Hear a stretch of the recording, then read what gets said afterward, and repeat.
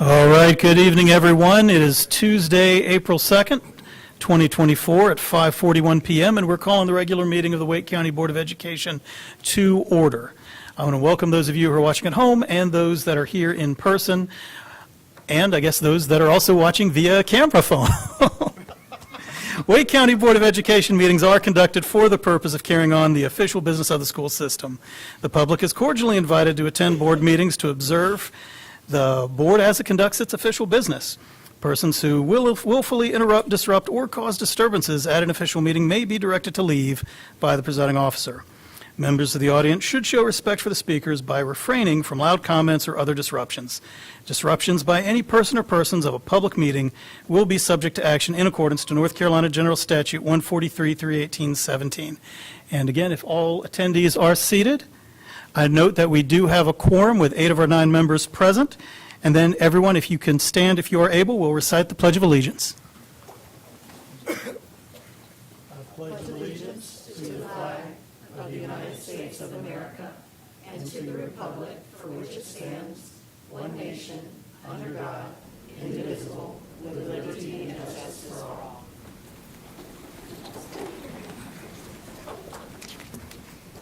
All right, everyone, we will begin our meeting with comments from our Superintendent, Dr. Robert Taylor. Thank you, Mr. Chair, and good evening to you all. This morning we announced the finalists for this year's Teachers of the Year. And so I had the privilege of visiting each one of these teachers in their schools and surprising them with the good news, being a part of what we call the Prize Patrol. And I can tell you this was an absolutely wonderful journey that I had this morning to recognize these teachers. And they are Ryan Berglund of Millbrook Magnet High, Juan Cruz of Buckhorn Creek Elementary, Susan Ennis of Leesville Road High, April Gunsler of Lockhart Elementary, Monica Hall at Timber Drive Elementary, Kelly Hurry at Laurel Park Elementary, Whitney Masterson, Mills Park Middle, Madison Parker, Alston Ridge Elementary, Karen Ray, Dillard Drive Magnet Middle, and Ashley Smith of Zebulon Magnet Middle. These 10 finalists represent the best of the best in a district filled with talented teachers. They absolutely do shine. Our selection committee will interview each finalist in the upcoming weeks and select our Teacher of the Year. And I think that the board chair is going to be a part of that. That's a joke, I'm kidding. The winner will be announced at our annual banquet on May the 6th, and so we want to say congratulations to these remarkable educators. I can tell you being selected by your peers as the Teacher of the Year is a great honor, and being selected as one of the top 10 finalists is an even greater honor. So we want to say congratulations to each and every one of them. Also, congratulations are in order for Erin Wasco, who was named this year's School Library Media Coordinator of the Year for our district. Ms. Wasco is Media Coordinator at Oberlin Magnet Middle School. Principal Pelton shared this about Mrs. Wasco. Ms. Wasco's collaboration, teaching, and visionary leadership are truly amazing. She exemplifies best practices for media coordinators, and she continues to lead the way in taking the best care of our school community. She was presented with this honor at the Celebration of Teaching Excellence on March 21st. Julie Kodak of Wildwood Forest Magnet Elementary and Heather Barkley at Wake Young Men's Leadership Academy were finalists for their school levels. So thank you all for your exemplary work. In April, our district recognizes and celebrates many of our staff groups for the tremendous impact they have on our students and their families. April is Occupational Therapist Appreciation Month. April 1st through 5th is National Assistant Principal Week. April 4th is School Library Media Coordinator Day. April 17th is Data Manager Appreciation Day, and April 21st through 27th is Administrative Assistant Appreciation Week. Each of these roles is vital to school operations and impacts students' learning. As a district, we will be shining a spotlight on these employee groups throughout the month. I want to personally thank our staff who serve in these positions for your dedication to our school community. April is also Arab American Heritage Month, a time when we recognize the accomplishments of Arab Americans across the country. Arab Americans have made immeasurable contributions to American society with their diverse backgrounds in faith, traditions, bold innovations, and commitment to community. This year, the Arab American Foundation seeks to spotlight the richness of Arab culture, paying homage to their heritage and identity. Our districts joins with cultural institutions, school districts, and state legislatures to recognize and celebrate Arab American communities. Thank you, Mr. Chair. Thank you, Superintendent Taylor. Well, I would be remiss if I did not begin the meeting by extending, you all know what's coming, right? Congratulations to the NC State Wolfpack men's and women's Final Four basketball team. You know, this is a special moment. It's rare that we can get both the men's and women's team together in the Final Four. So that's a tremendous honor. And then, you know, I was getting some ribbing over here from my fellow WCPSS alum, Mr. Kendrick Scott. The last time the Wolfpack made it to the Final Four, we were both students in this county. So, you know, for a couple old timers, it's good to be back. And for the rest of you, welcome to the Final Four. Superintendent Taylor did hit on a lot of the wonderful things going on in the district. One thing, however, did you know it is also Food Waste Prevention Week?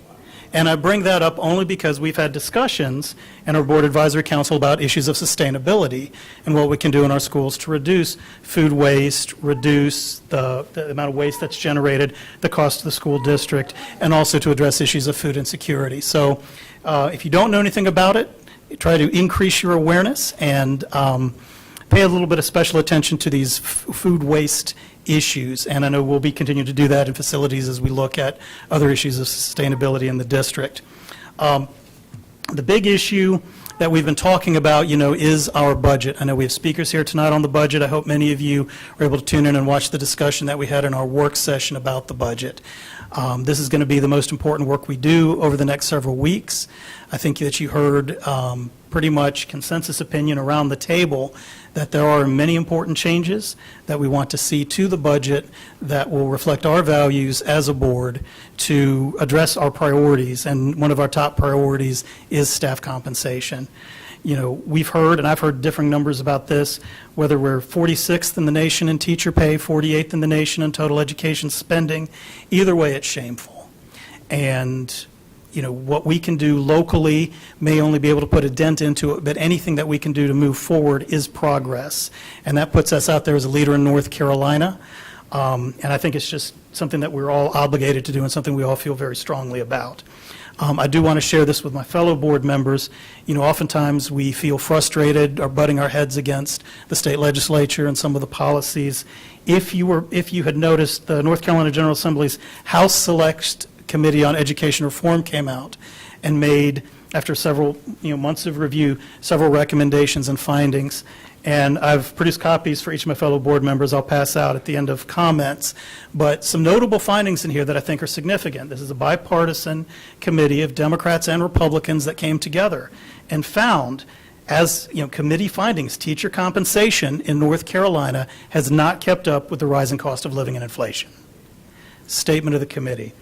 The increasing employment opportunities for many of our teachers in a changing workforce may often make teaching less attractive a career choice as it once was. And then North Carolina teacher pay has not even kept up with other public sector employee pay. Oftentimes we look at comparing our teachers to teachers in other states and other districts, but just even here in Wake County, what our staff can make compared to staff working for municipal or state or county government sometimes I think needs to be examined and held up. So you all can look at the report for yourself, see what you think. You might agree with some of it, you might disagree with some of it, but just stay informed. I think the one thing that's clear coming out of this, that if we have at least one chamber of the legislature willing to come out and say that North Carolina is not ensuring, and this is a quote, so I want to make sure I get it right, North Carolina is not ensuring that the hard-to-staff subject area positions and hard-to-staff schools are sufficiently filled with high-quality teachers, with highly qualified teachers, then we're not doing our job.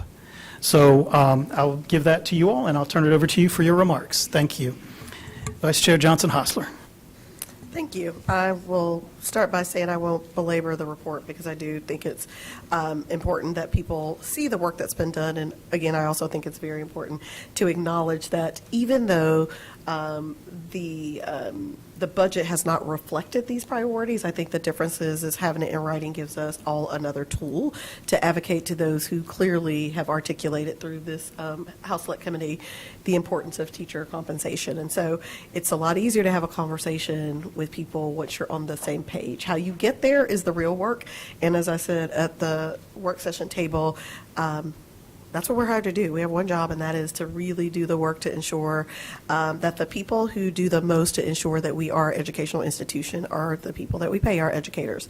Up and down, and you all know when I say educators, I mean literally from the bus to the CNS to every single person who touches our kids, including, of course, our teachers. That is our job. And I'll also lift up, which I think is important, because I thought about this after I said, I was like, in 10 years, I don't think I've articulated it so clearly, so it's definitely my retirement. I think you get smarter when you're about to retire. But that is giving the exact language of the things that Wake County Public Schools actually do that, one, I don't even think our elected officials at the General Assembly understand the work that we are doing to fill gaps. And I certainly would say, I don't think the general public does either. I think our educators who are listening do, but I would not say the vast majority of our educators also know the ways in which the budget is structured. And so, again, I will echo, thank you, Ms. Mahaffey cleaned it up for me. When I said apples to apples, I was really going with we do a great job, so it's not okay for us to compare ourselves and seem like we're doing less than other districts because of the way that we are spending our money doesn't necessarily reflect that. I do believe the work that we've done. What I have said for 10 years is our budget is our hard work, and it should reflect the things that are important. And, of course, how we take care of our people is the utmost priority to me. So, again, thank you, Superintendent Taylor, for articulating very well that you also have a job, and that is to follow the board. And I remain steadfast that we appreciate the work that you've done, but it is our turn to do the hard work and the heavy lifting. So thank you and everyone who put all of their work into that. And I will end on that note. Thank you. Thank you, Vice Chair Johnson Hostler.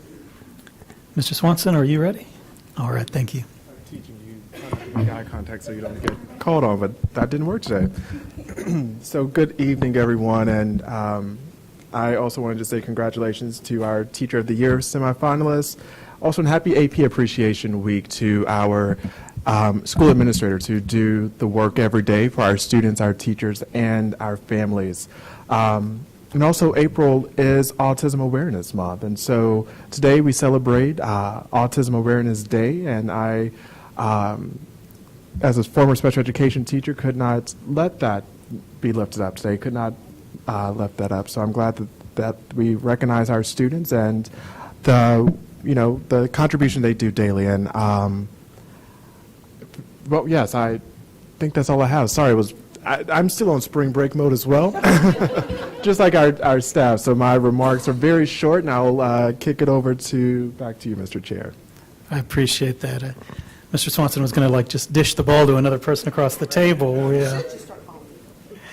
Going back and forth. Ms. Caulfield, are you ready? Thank you. Welcome back, everybody, and I hope everybody had a great break. Roseville High School hosted a shed and vault competition this year, and I appreciate that Principal Perry and his staff walked me around to show me the program and all of our students hard at work. The great programs that they have there are students' hand-on experience, both with carpentry and electrical work. And I'd like to congratulate Heritage High School for their second win in a row for the shed competition. I know everybody was hard at work, and they really came together with, their teammates. You had our first all-girls group was there as well, so they were competing with them. And I did have the statistics, and I hit the delete button. But we have quite a few schools that are participating in that competition each year. Let me see. There are 2 students from Roseville High School that place in the Volt Electrical Trades competition. Those students are Gavin Pufke and Kyle Condon, so congratulations to all those students. They did an outstanding job and were recognized by their peers from nearly 20 other teams. In addition to both the electrical trades and construction classes already being taught at Roseville, next year Roseville will house an HVAC program where students will have the opportunity to learn this trade and gain certifications. With the HVAC addition, Roseville High School will be the only high school in the county, and possibly in the state, that has electrical trades, construction, and HVAC all in the same location. Well, these programs will have in these programs, they'll have a pre-apprenticeship upon graduation, and they could leave with apprenticeships that offered stipends over $40,000 per year. So congratulations to those that were competing. The other thing I wanted to mention was the RAMP designation is celebrating their 20th year, recognizing schools committed to delivering a comprehensive data-informed school counseling program. And since its inception, there's been more than 1,600 schools that have been designated as RAMP recipients. So RAMP is in schools that are now in 47 states across the country. And I wanted to recognize in District 1, Knightdale High School, Neuse River Middle School, Roseville Middle School, and Wake Forest Middle School for their dedication to this program. And finally, for our budget, we get lots of feedback and emails, a lot of people talking to us, and I appreciate all the comments and feedback. It really just gives us a lot of insight in what everybody is reflecting on and what they need and see. For me, the priority is going to be supporting our teachers, getting behavioral support and resources in our classroom, as well as supporting our mental health. My priorities is more a lens looking from the bottom up before we continue as we have always done. I feel the need to reflect on our successes and our challenges, which is reflective when we see things such as the bus. I'm sorry, I think my mouth is on spring break right now. Our bus drivers, our HVAC, and our teachers. We need our behavioral supports and mentors. We need a lot more support what that is regarding, and we need programs that support academic recovery. So before we can actually move forward with our budget, we had a lot of good discussion today. I know there's a lot of questions that are coming for our next session that will be answered. So I appreciate the fact that it is being done much earlier this year. So it allows for us to have that conversation and open up a lot of questions so that we can understand it a lot more. And we've heard from our teachers, and they are the one reason that they are my priority is because they're the leaders for our next generation, and we need to reflect that in our work on the budget. And that's all I have for today. Thank you, Ms. Caulfield. Ms. Rice. Good evening, everybody. I'll be very brief. Just want to reiterate with Ms. Caulfield. I also visited Roseville High School that was the host of the grounds for the shed. It was very amazing to see youth literally building something from the ground up, and I came in at almost the finishing stages of the project, so that was very great to see. I enjoyed my holiday weekend. It was spring break for my family in most of the district that I also serve, but I also got to attend Fountain of Life ministry where Reverend Pastor Anderson was the pastor, and I got to see amazing Wake youth students reciting scriptures for their program for the holiday. So that was very nice to see. But I just want to continue to focus, of course, on well-being. April is Child Abuse Awareness Month, and April 5th is Child Abuse Prevention Day. If we know anything about ACEs, ACEs stands for Adverse Childhood Experiences, and data says if a child has one positive adult in their life, it will allow youth to be resilient from ACEs. And so I just want to remind everyone to do some personal ACEs prevention by doing self-care and saying one positive thing to yourself every day. And then I would love for you to say one positive thing to a student that you may encounter every day for this month, and get into practice in doing that. And I just want to definitely say with that, being positive, it's Laugh Out Loud Week from April 1st to the 7th. And so remember to smile, remember to laugh, because it's some good medicine for your soul. And as well as Mr. Swanson has mentioned, it is Autism Awareness Month as well as Counseling Awareness Month. And so I just want to give kudos to our amazing school staff who are counselors and who are special education teachers. That is some dedicated, intentional work. And so I just want to tell you that I think that you are amazing, and that's my positive thing to say for the day.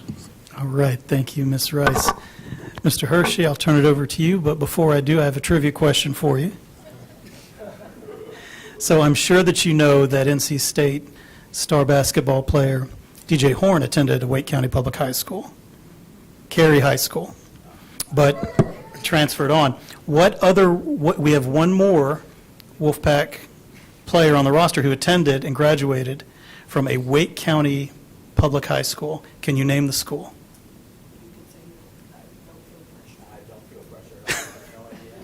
It's the it is the Panther Creek Academy. That's not District 6. I know, it's District know. 7. All It's right. District 7. Don't forget that. Save my. There you go, Mr. Hershey. Time for your rebuttal. Who was the leading scorer for the Wolfpack last time they were in the Final Four? Anybody? Chastity Melvin, 37 points against Louisiana Tech. She was amazing. Come on now. Because I am all about the women's sports, and I got my shirt on order that everyone loves women's sports. And I was very loud, and I was like half coaching and cheering while I was sitting on the couch for the women's game, not so much for the men's game. So, a few items and a couple serious items. First, the next District 6 BAC will be April 29th at Lynn Road Elementary School from 5:30 to 7-ish, and our guest, if he doesn't know yet, will be Dr. Taylor.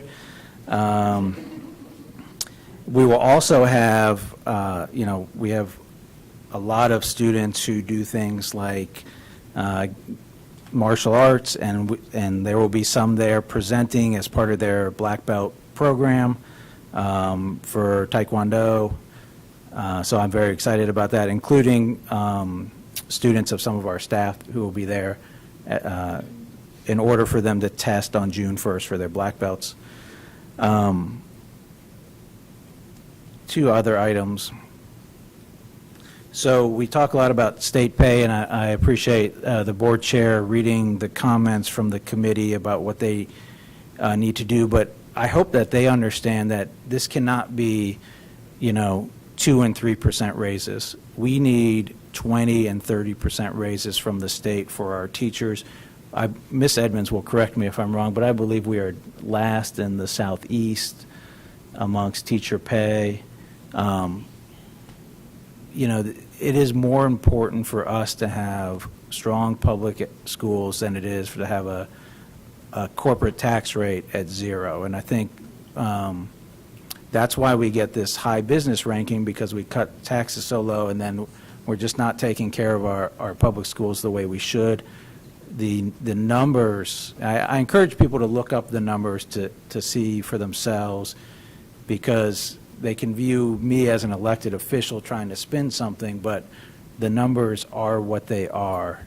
And anecdotally, I was speaking with a friend of mine who moved out west to a very red state, and he's a public school teacher making over $90,000. So this is not a red versus blue, liberal versus conservative.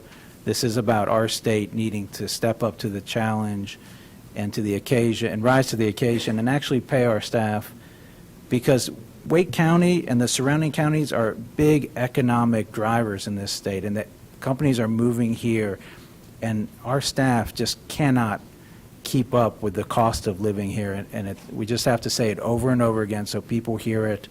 And it really impacts Wake County residents as well, because we have to turn to the county to support.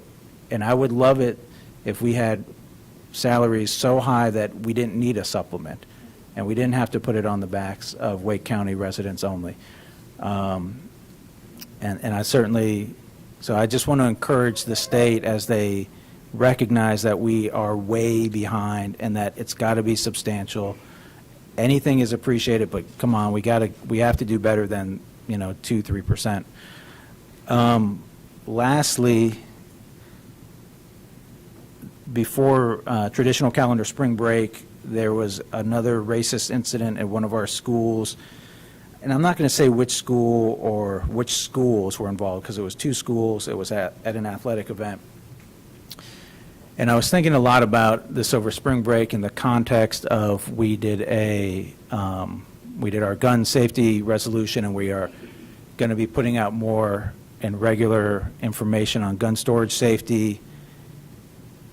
And I'm also watching the news about what happened in Baltimore, and you start to see the not so subtle racism anymore, using DEI as to denigrate people, to put people down. And I'm wondering if we are doing enough, and this is an ask to the superintendent and the staff, and I don't feel like we need to have a resolution to do more, but are we doing enough in our messaging and in our education about the issues, the harm, the nastiness around racism in our messaging, not only to parents, because this is a learned behavior, but also as part of our education to our students, and the impact that racism has on our community, on individuals. I'm sort of rambling here, but I just thought about it a lot. And if we're going to be putting out more information on things like gun storage, are we rising to that level on racism as well, on bullying as well?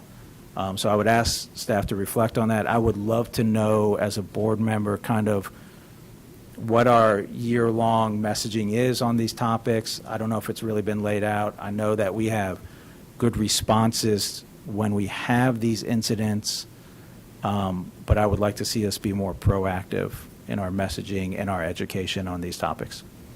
Thank you, Mr. Board Chair. Thank you, Mr. Hershey. Ms. Edmonds. Thank you. Thank you, Mr. Hershey, for all your comments. I am pretty sure, I may not know the ranking in the Southeast, I know we're low, but I also know that in our bordering states, South Carolina, Virginia, Tennessee, they pay better. And so a lot of our other districts in the state lose staff to those border states that pay better. We've got a long, long way to go. I am also going to talk about the SHED event, because I went out to Rollsville High School, and it is, I went for the first time last year, and it really is such a tremendous showcase of the CTE offerings that we have in Wake County Public Schools. It's a competition with students from across the district, numerous high schools. They build these sheds that have, from the ground up, that have to meet code. They're supervised by their teachers, but also by many local volunteers that work in the construction industry. And it is truly one of my favorite events as a board member to go and attend. The students compete, and anyone in the public can actually buy the sheds that they build. So it's really, really cool. And the day that I went was the day of the vault competition, where students were competing in wiring and electrical skills. And this year, for the first time, we had some middle school students attend so that they could explore some of these courses and programs, as they look to their high school experience.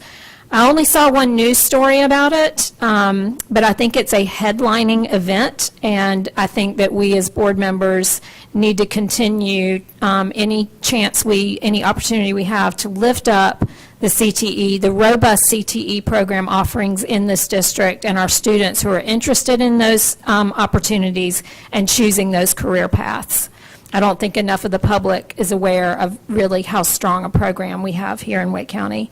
And Dr. Taylor mentioned the celebration for the nationally board certified teachers. We had, I think, 322 or something educators that either obtained or renewed their national board certifications this year. So myself and Chair Haggerty, Ms. Rice, and Mr. Swanson were at an event on March 22nd to celebrate those folks, and also the media coordinator of the year.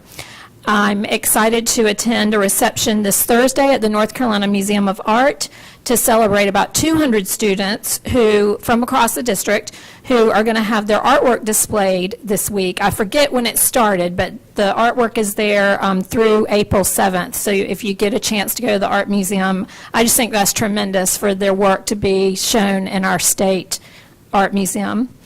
And finally, with the budget, I got worked up in the work session today. I get worked up anytime that we are talking about what our district needs, what other North Carolina school districts need, in light of the gross underfunding coming from the state. And I mean that not just for Wake County, but for all districts across North Carolina.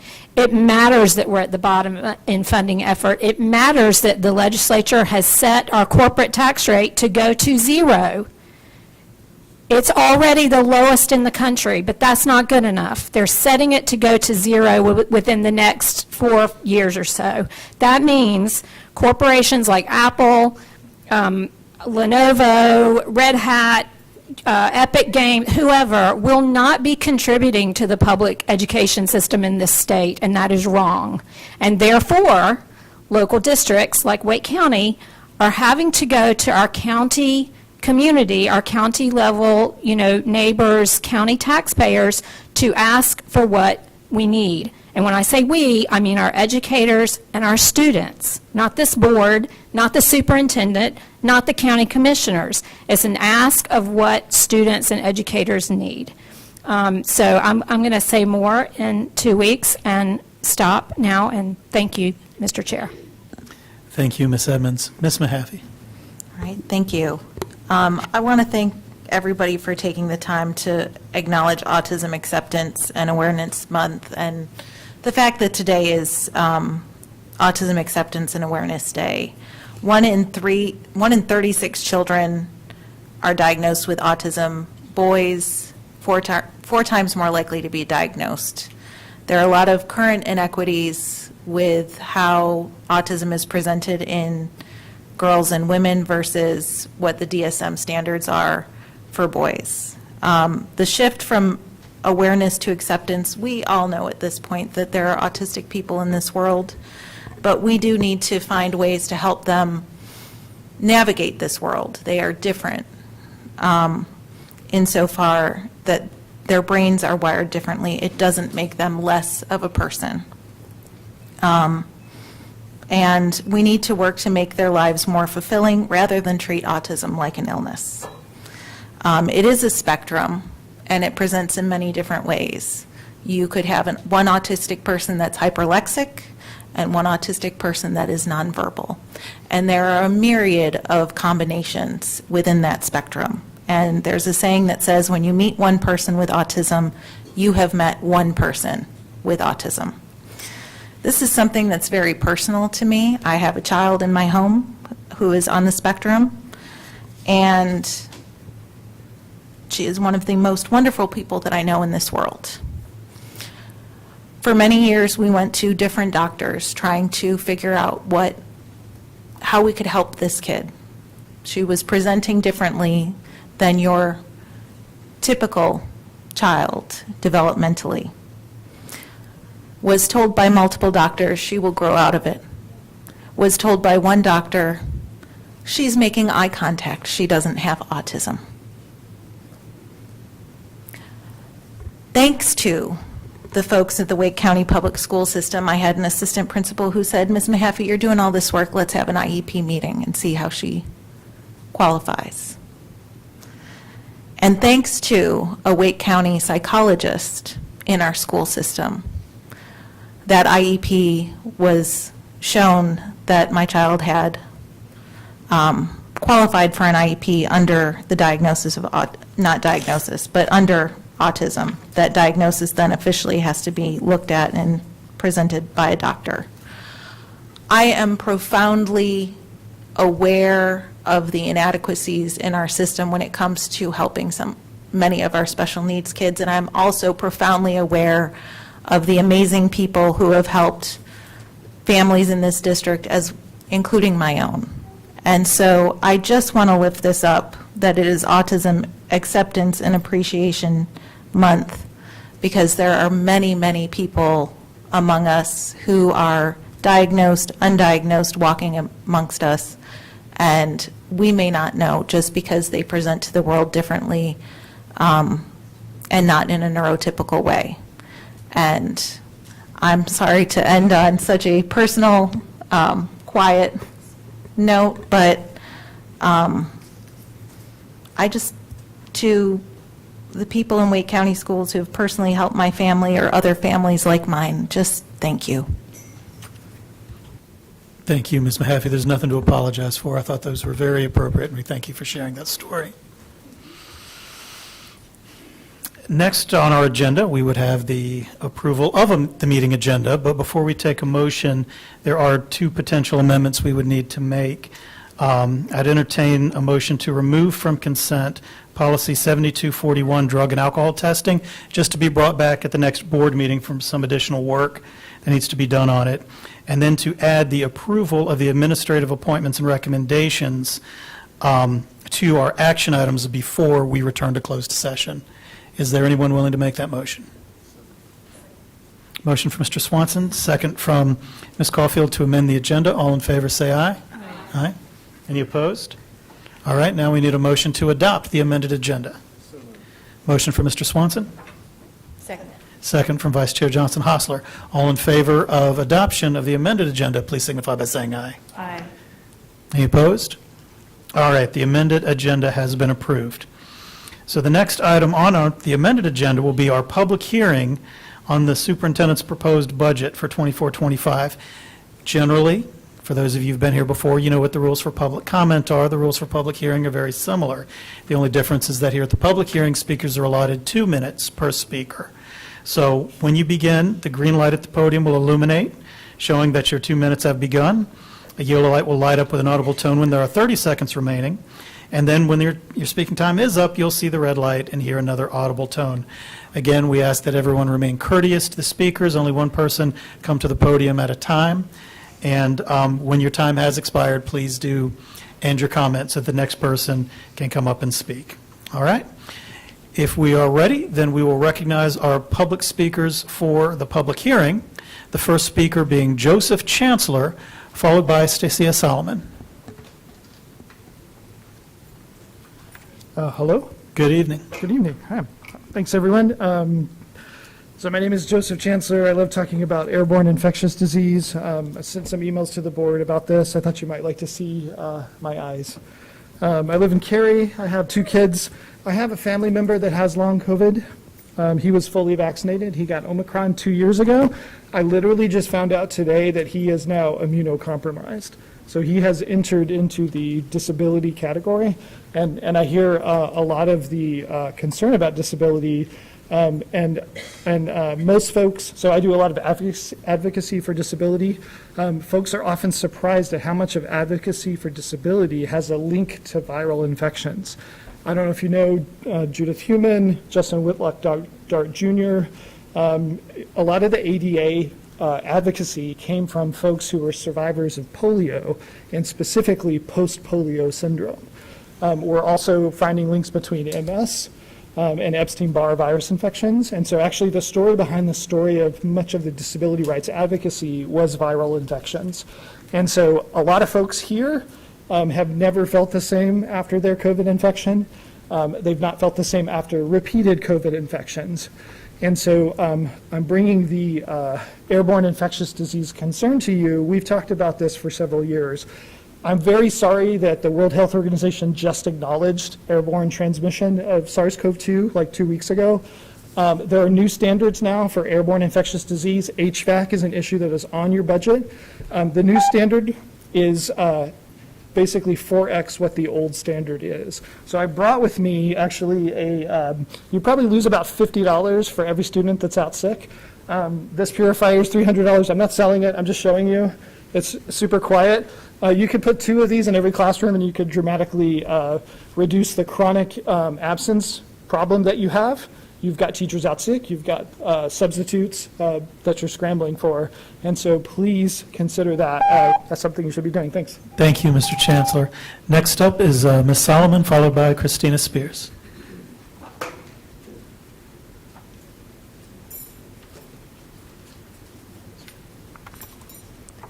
On Wednesday, March 20th, my son participated in a baseball game with his Wake County High School JV team against another Wake County High School team.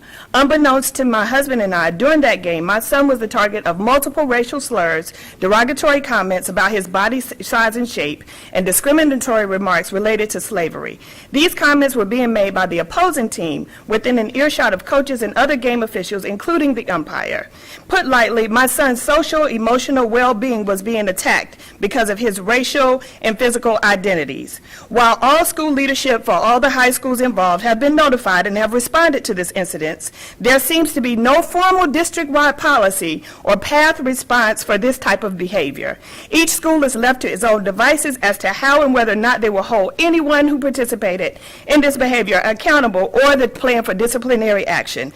This should not be so. When physical harm is being done, there is a plan. When social emotional harm is being done, there is no plan. There should be appropriate cultural competence training required by all staff to set an atmosphere wherein students and anyone who engages with Wake County Public School should know that hate, bias, and discriminatory behavior is not tolerated. I know that tonight's agenda is about the proposed budget. I am sharing this experience about my son to emphasize the need for behavioral health supports. The plan indicates a goal of student well-being by 2028. The majority of students will perform in a way to eliminate disparities by race, ethnicity, and gender. I know that my son's experience is probably not unique, and that should not be so. Please do not allow room for other students and families to deal with this type of experience by underfunding and ignoring DEI resources and behavioral health support to prevent this type of behavior. Thank you. Thank you, Ms. Solomon. Next speaker is Christina Spears, followed by Aubrey DeOrio. Good evening, y'all. I'm Christina Spears, a Wake County special education teacher by trade, currently serving as Wake NCAE's president. I'm going to hop right into the budget. It's odd to me that on page 7 of the current proposal, the first priority employee compensation is highlighted in a nice big blue box, yet at the bottom of that same page it reads, WCPSS will pause on the multi-year initiative to increase employee compensation beyond the state legislative increase in 24-25. Compensation remains a priority for the district. How is employee compensation a priority when we're relying on the General Assembly's raises that we know don't meet our needs? I wonder who made this decision on behalf of 20,000 workers to pause the plan and remove additional compensation. I wonder if workers were asked how we might prioritize our funding requests despite the fiscal transition. I'm not sure, but I asked my coworkers and union family, and as a reminder, last month we delivered a petition with almost 3,000 signatures asking for an increase in the local supplement. Further, after not seeing this in the proposal, we conducted a flash poll of workers over the last week, where 90% of them said that pay was their priority, even over maintaining the ESSER-funded positions. Regardless of why it's not in the current proposal, I hope you choose to go above and beyond the state legislative increases, to use Mr. Nieder's words from earlier, and do more than rely on the General Assembly's bare minimum increases. We don't trust them, y'all, but I do trust my coworkers and what they need to stay in this district. And the board has the opportunity to do the right thing and make adjustments to the proposal, adding increased pay for all staff to your final request. If you do the brave thing, asking for what we need in this dire moment, we will fill the commissioners' chambers with workers, parents, community members, and taxpayers, urging them to fund your request. So thank you in advance for your work over the next couple weeks. We want to save some in the tank so we can go to the commission and get a fully funded budget. Thanks, y'all. Thank you, Ms. Spears. Our next speaker is Aubrey DeOrio, followed by Tracy Taylor.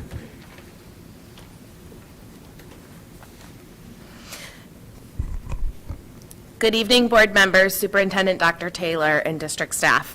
I'm Aubrey DeOrio, a STEM teacher at Turner Creek Elementary and a Cary resident. I take promises very seriously. I trust that people will do what they say they will do. If they don't, my trust is broken.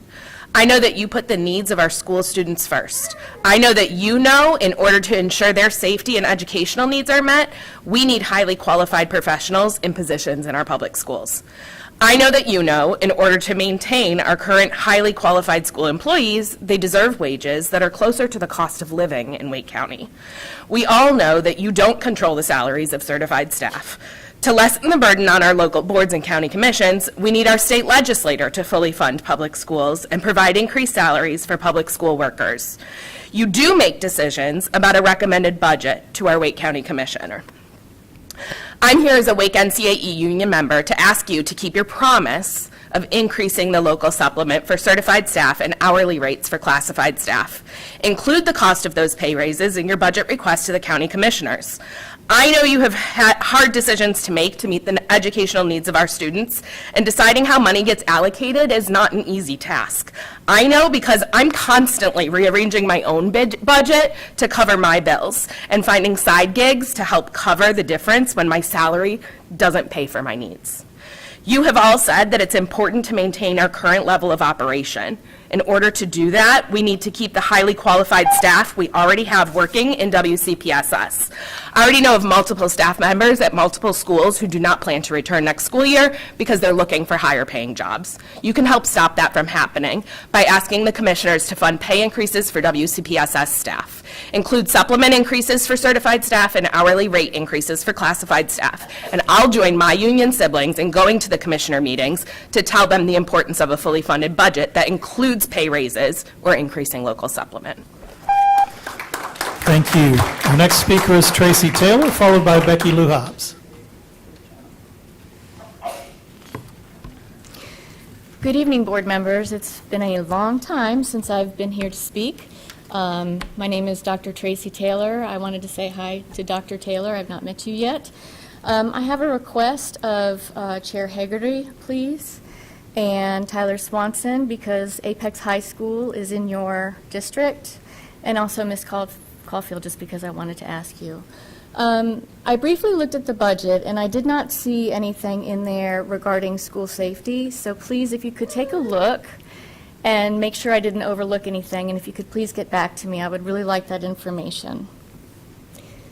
Imagine as a parent at 9:02 yesterday morning getting a text from your daughter that says, "There's a code red on campus. If anything happens to me, I love you both very much."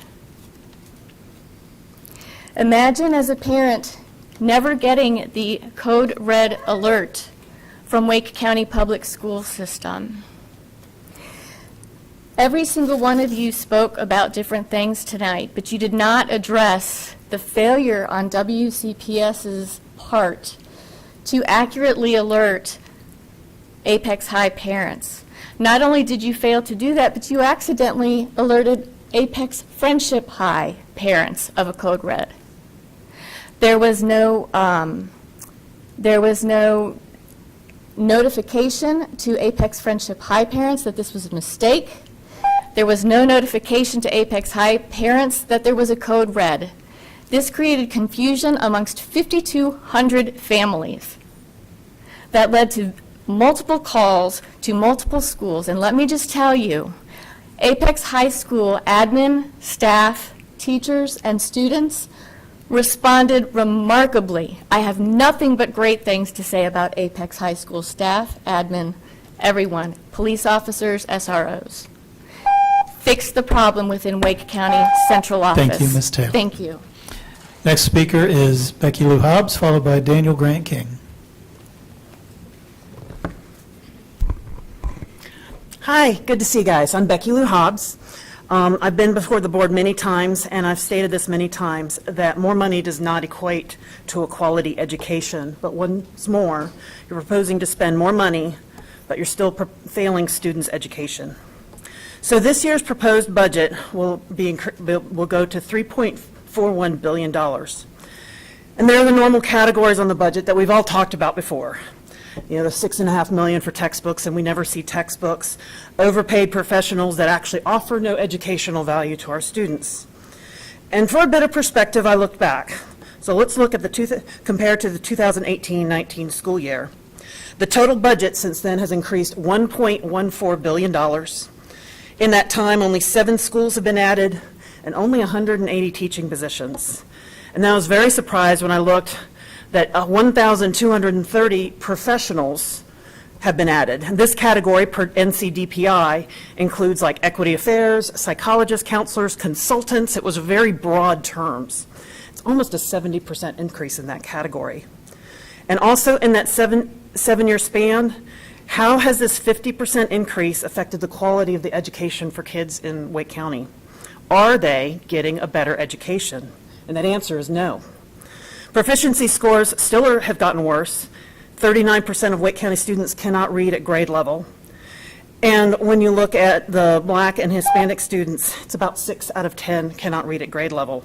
And we had Office of Equity Affairs that's supposed to help that, and it has not. So this brings us back to what I've said. Spending more money does not equate to a quality education. So stop redirecting resources to positions, program, and contracted services that don't provide the quality education to our students. So after that, I really hope we have the same goal, to provide our kids a quality education. Just please look at the budget and focus on their education and what they're doing. Thank you. Thank you, Ms. Hobbs. Next speaker is Daniel Grant King, followed by Taylor Cordes.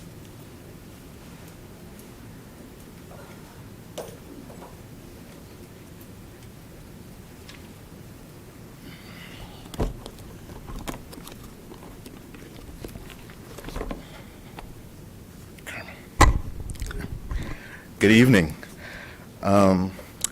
I am Daniel Grant King, and I am a proud NCAE member, along with an educator in special education at South Garner High School. And I would like to just concur along with what my union brothers and sisters have already stated. But I would like to take that a step further, because in a review some time ago in the budget, there was, when I looked at some things and items, I realized there was a gap.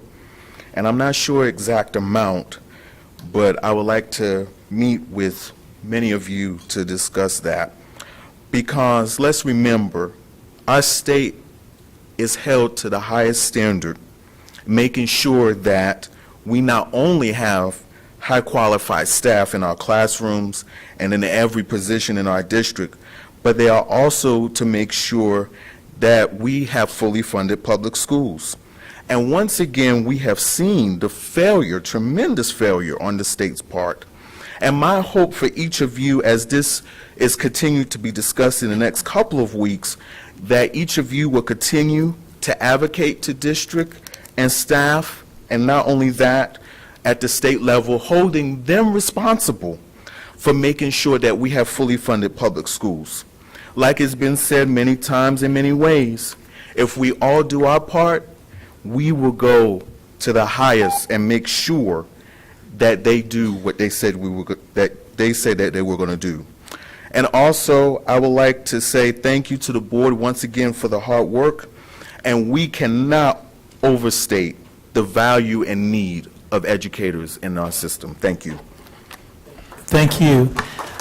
Our final speaker in the public hearing is Taylor Cordes. Good evening. Good evening. My name is Taylor Cordes, and I am a former full-time teacher and special education teacher in Wake County, and now current long-term substitute at Wildwood Forest Elementary. And I am here to ask, or I'm also a proud member of NCAE, should throw that in there. I am here to ask that the board listen to the nearly 3,000 WCPSS employees who are asking for an increase in the local supplement for all staff as outlined in the previously voted on multi-year plan. We have a serious staffing shortage, and I know that is no secret to any of you, but it is evident from the number of job listings we have posted on the Wake County website right now. It is evident from the staff turnover we see in our schools, and it is evident from the fact that I have steady work as a long-term substitute. It is really no wonder why we have such a shortage. The majority of my coworkers have to have a second job. I actually had multiple coworkers who wanted to be here tonight but couldn't because they had to go to their second job so that they can make ends meet for their families. I've had coworkers tell me that they fear they will never be able to afford to buy a house because they're forced to live paycheck to paycheck and they can't save up enough. They can't pay off their loan debt from college. They can't pay off the master's debt that they got because they thought that that was going to get them better pay. They're really struggling. And so, you know, when I was an ECS teacher, I had actually an instructional assistant, and he told his story, and I like to tell his story because it's just very fitting for what they're dealing with. He would come to us. He was with us from 6:55 a.m. to 2:30 p.m. every single day, and then he would leave and go to his second job from 3 p.m. to midnight, where he'd get up the next morning to come do it again. He often talked about how he didn't get to see his 7-year-old son during the day or during the week very often, and usually only got to see his son on the weekends due to his schedule. Our staff deserve better than that. Our students deserve better than that. I say it for my students, they deserve a full-time teacher in their classroom. I'm doing my best as a long-term sub, but they deserve a full-time teacher. Every classroom does, and our staff deserves to be compensated for their hard work. Otherwise, we will never stop this shortage. Thank you. Thank you. That concludes our public hearing on the budget, and so we will immediately transition to the public comment period. Now, I've already discussed some of the logistics of the public comment period. For the public hearing period, the difference here is that the public comment speakers get 3 minutes for their items. We do prioritize students. Our students will speak first. We'll have speakers then who are speaking to items on agenda, and then those off agenda. Members of the public are welcome to offer comments or criticism directed at the substantive ideas, actions, or procedures of the board and individual board members. The laws and policies of North Carolina provide that issues or concerns involving individual personnel and individual student matters are confidential and therefore not appropriate for the public comment setting. Those offering comments to the board, including students, may discuss issues and matters of general concern. If you do have an issue related to personnel issues or student matters, those may be addressed through applicable WCPSS personnel who are here. Let us know and we can direct you to the appropriate personnel. In the interest of maintaining civility and decorum, speakers are encouraged to address their comments to the Board of Education and must refrain from personal attacks or insults directed at the board, individual board members, staff, and especially members of the public and your fellow speakers. Please remain at the podium during your speaking time. Any materials you wish to share may be handed to our board attorney, Mr. Malone, here on the end, and they will be distributed to us. You can give those to him either before or after your comments. Again, during public comment, you may speak up to 3 minutes, and as I said, the microphones are adjustable. You'll see the light come on. When you have 30 seconds left, you'll hear one tone, and then when your time has expired, the red light will come on, and you will hear another audible tone. Again, please conclude your comments when you hear that second audible tone. So for our speakers tonight, we start with our students. We welcome back Rowan Bilodeau.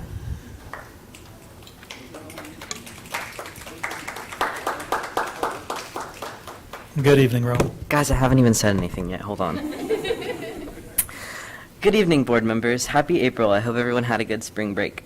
Today I want to talk to you about DEI. For those of you who don't know, DEI stands for Diversity, Equity, and Inclusion. I don't really understand why anyone is explicitly saying that we shouldn't have diversity, equity, and inclusion in schools or anywhere. I don't understand what the problem is with embracing differences, treating everyone equally, and involving everyone. Yet there are people out there who want to remove DEI and other things that exist for the sole purpose of being more open and respectful. The same people who are supposedly fighting for the, quote, state of being free within society from oppressive restrictions imposed by authority on one ways of life, behavior, or political views. That's the definition of liberty, by the way. I personally think that DEI is liberty, and as such should be present in schools and government, and really just everywhere. People make claims that DEI is racist and sexist, but these are the same people that reduce others to their skin color or gender, ignoring their achievements. It's the people that don't adhere to DEI and that say things like DEI needs to DIE, so that's all the more reason to keep and increase DEI policies. I want to close out with a quote from a doctor at the University of Washington School of Medicine. Diversity, equity, and inclusion are not only important to an organization, but beneficial as well. Diversity allows for new perspectives, equity creates a fair environment and can help to provide opportunities for individuals who need it, and inclusion helps individuals feel a sense of belonging and understanding. Now, why wouldn't we want that? Thank you. Our next speaker for public comment will be Susan Book, and Susan will be followed by Margaret Bilodeau. Good evening, Ms. Book. Good evening. Hold on. Every time. It's Autism Acceptance and Appreciation Day, at least in my house. I stand before you as a proud autistic adult. Yes, we do walk amongst you. My hope for Wake County Schools is that they embrace disability justice in their approach to days like today, as well as in the everyday lives of their students, teachers, staff, and community. Disability justice tells us that the old medical model of disability is no longer what the community seeks. What am I talking about? I'm saying we are not all seeking a cure. We're not trying to fix anyone anymore. Yet I see examples of this model often in our schools. When my son was really young, he was already struggling in kindergarten. Many pointed to his rigidness and lack of flexibility. Some well-meaning professionals, pushed by the school, decided to try and explain to my son how we needed to be more flexible. You see, if you are stiff and you can't move, you break very easily. Now, if you are flexible, you bend, you twist, but you do not break. And then they did a craft, because they always do a craft. My son wore this in kindergarten every day to remind him to be more flexible. And this is a good example of the medical model, where the onus was put on a kindergartner to change. He worried every day that he wasn't being flexible enough, yet he didn't know how to achieve what the grown-ups wanted in such a stressful place. I believe it was the adults who needed to be flexible and model flexibility to him. My hope is that Wake County Schools turn to a more social model of disability. This model tells us that it's often the system that needs to change. It is often the very environment of school that is disabling. When we change how we do things and the settings that they take place, to fit a more inclusive population, we eliminate barriers. How many times do we tell our autistic students to put on headphones when we could just turn the volume down for everyone? How many times do we ask our students to be more flexible and not the system? Wake County, I see you breaking constantly. You're melting down too often, and sometimes you don't even realize it. How many lawsuits will it take? How many elementary school restraint cases does it take before your behavior changes? Yes, we need more funds, but we must confront the ableism in our schools along with the intersectionality of disability and its relationship to racism. This is disability justice. This is the social model of disability, and it should be the key lens in which you all operate. The system needs to change. Our kids are just fine. All right, thank you, Ms. Book. The final speaker is Margaret Bilodeau.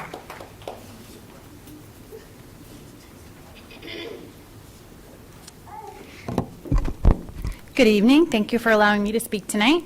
Public schools are supposed to be a place where all children gain an education free from bias with equity and accessibility. We've already seen some extremism brought into education in North Carolina, fundamentally undermining one of the critical cogs in detecting and preventing child abuse and child abuse reporting. We've handed a layer of protection to the people who are the most risk to children while simultaneously ignoring decades worth of data under the logical fallacy that this has something to do with parental rights. And there is the very real potential that it will not end here. I've briefly mentioned before a few times that I'm the product of fundamentalist religious homeschooling right here in Wake County. I was raised an Operation Rescue Child. You know, the people that bombed abortion clinics? That was us. My tiny little private Catholic elementary school wasn't quite Catholic enough, so my mother restricted my library access to avoid indoctrination by books such as My Teacher is an Alien and Sideways Stories from Wayside School. I was in dance until my instructor chose an Enya song for a recital, and that was just too much New Age indoctrination. Fast forward to me as a homeschool teenager. I was sexually assaulted by a person from a church with a homeschool co-op less than 5 miles up the road from this building. I only came forward out of concern that it might happen to a friend of mine who started getting attention from this person. It was not taken seriously, it was not reported, and in fact, I was eventually emotionally manipulated into apologizing to this person. I had a teenage pregnancy with no high school diploma and virtually no high school math or science because in fundamentalism, science is bad. And does a girl need math if she's just going to get married and have babies? So what if I wanted to go to college? I ended up marrying my child's father and subsequently endured abuse and stalking here in Apex and Cary. Eventually, I divorced and then remarried and spent the last 13-ish years moving around as an active duty U.S. Air Force spouse. During that time, I finished college at age 32. I served as a command-appointed volunteer employee of the Air Force for several years at several locations. I was a court-appointed special advocate for children in foster care in Georgia until I became a full-time caregiver to my youngest child.